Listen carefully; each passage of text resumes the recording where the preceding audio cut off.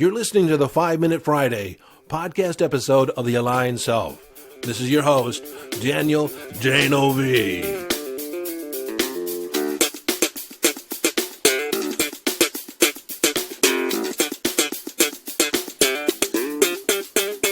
Okay, 5-Minute Friday, a short and concise podcast episode of The Aligned Self designed to leave you with a question, an idea, a strategy, a tip, a hack, in order to give you greater access to your conscious awareness, evolving your conscious awareness, or give you greater mastery over your mind. Hello, friend, and welcome into this 5-Minute Friday. Today I want to talk about a topic you need to be aware of. Now, I don't usually use the word need because I don't think you need anything aside from air and water and food. But if you do not have an awareness of this phenomenon, this psychological phenomenon, then it's probably running your life, or at least influencing a lot of your decisions. And this phenomena in psychology we refer to as learned helplessness.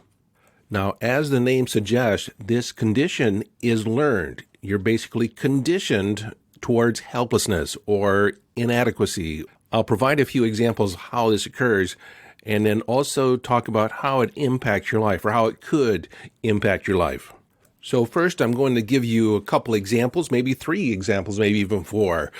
But what these examples will do will give you an idea of how this condition is formed, how it may be playing in your life. And so we'll begin with fleas. Now, I don't know if you know it or not, but a single flea can jump 3 feet with no problem. It's one of the greatest athletes in the insect world. But if you were to take a collection of fleas and put them in a jar and put a lid on that jar, they would jump and hit their little heads on that lid. And after a period of time, they will stop jumping 3 feet. They will jump only high enough to not hit their head. And as a consequence, you can take the lid off and they will not now jump out of the jar. They will only jump high enough to the top of the jar and fall back down. They were conditioned that it was fruitless to actually jump out of the jar, even though now that the lid's off, they can actually jump out of the jar. This next experiment took place at Michigan State University. They took a northern pike, which is a long, slender fish, a carnivorous fish, and they had it in a large aquarium. And in that aquarium, they put several smaller minnows, smaller fish, which it promptly fed on. Well, after a time, when the fish is full, they basically go down to the bottom and sit while they digest their meal. While the pike was sitting down at the bottom of the aquarium, they slid in a pane of glass.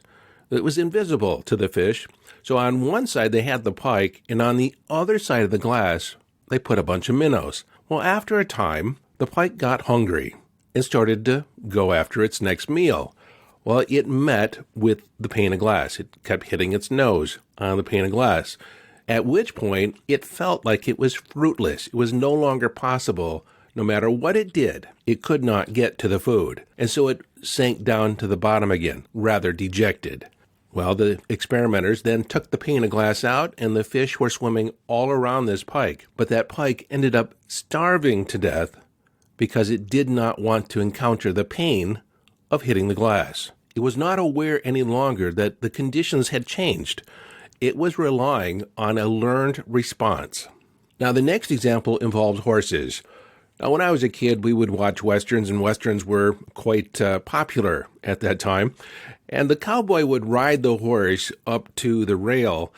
Well, I noticed that as the cowboy got off the horse, he just draped the rein over the rail and just kind of wrapped around a couple times, not very tight. Didn't really tie it off. And I asked my father, why doesn't the horse just run away?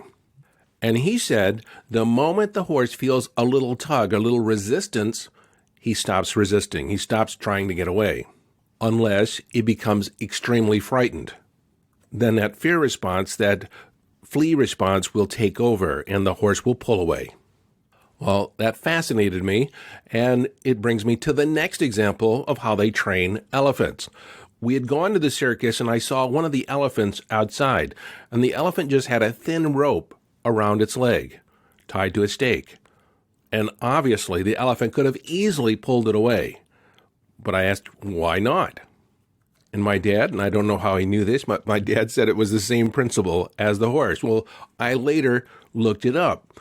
And what they typically do with an elephant when they're very young, they put a stake 3 feet into the ground and a heavy chain wrapped around its leg.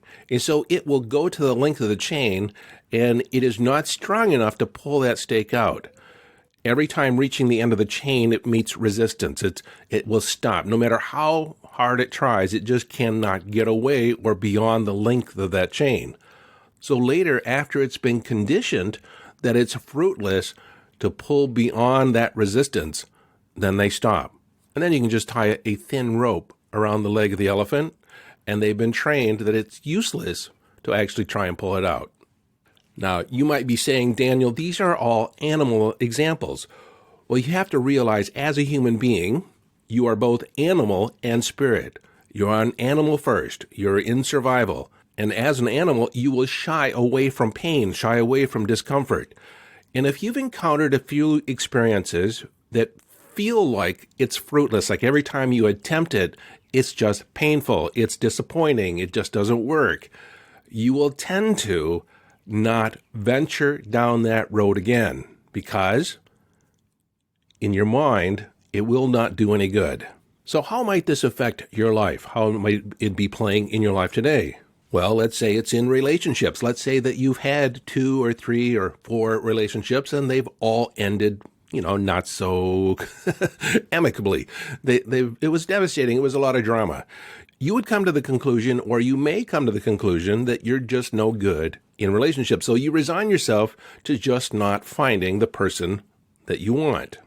Or it may not even be in relationship. It could be through the dating experience. You have 3, 4, 5, 10 dates, and they don't go well. And you just resign yourself to not being or engaging in the dating lifestyle. Because why? You'll just never find the person that is really a match for you. But then let's say that you are in a relationship. Let's say that you're a man and you have initiated intimacy on several occasions. And maybe you picked the wrong time. Maybe your wife wasn't in the mood or your partner wasn't in the mood and they shut it down, or they just recognized where you were going and they shut it off early in the process. I'm too tired, or not now, or I don't feel like it. Well, that rejection hurts. It's uncomfortable. It's not pleasant. And so after a time, the man may not even initiate a kiss or a hug or anything that could lead to being shut down.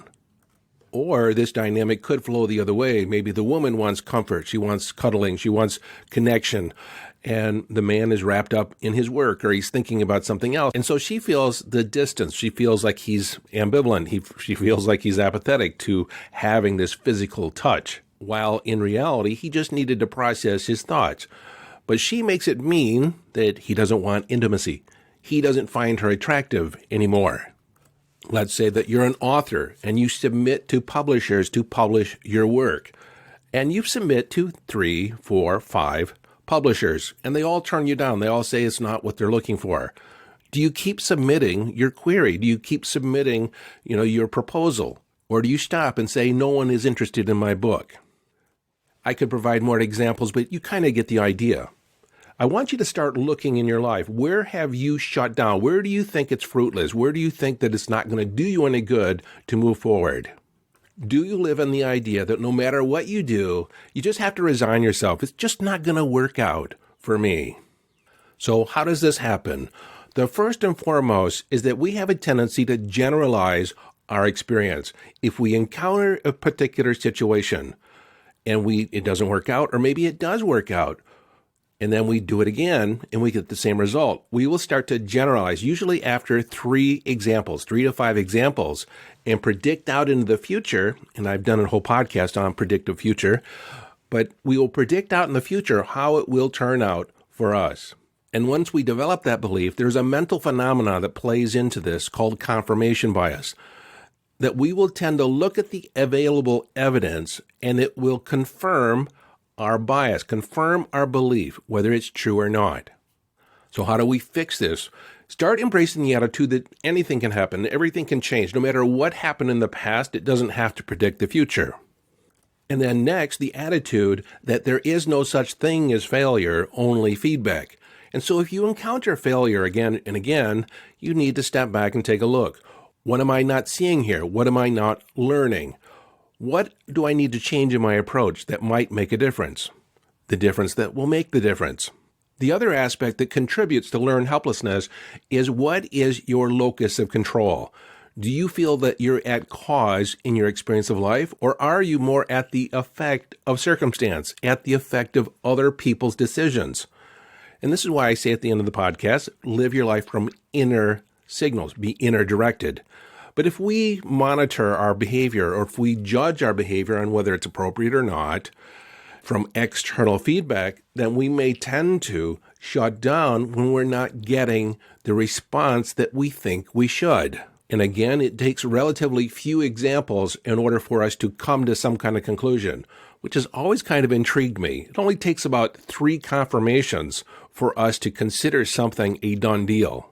The other factor that contributes to learned helplessness is the idea that you're fixed in time and space, that you don't really learn, that you are the way you are and you have the circumstances and they explain why things are the way you are and you're not going to change. It's, what's the use?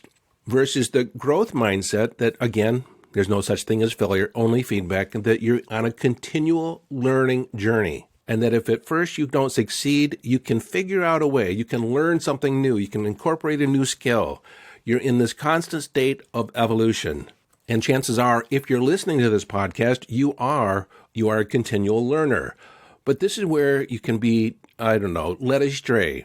Remember that you're both animal and spirit. So this growth mindset lives in the etheric. It lives in your mind. It lives in the etheric. You can't see it or touch it.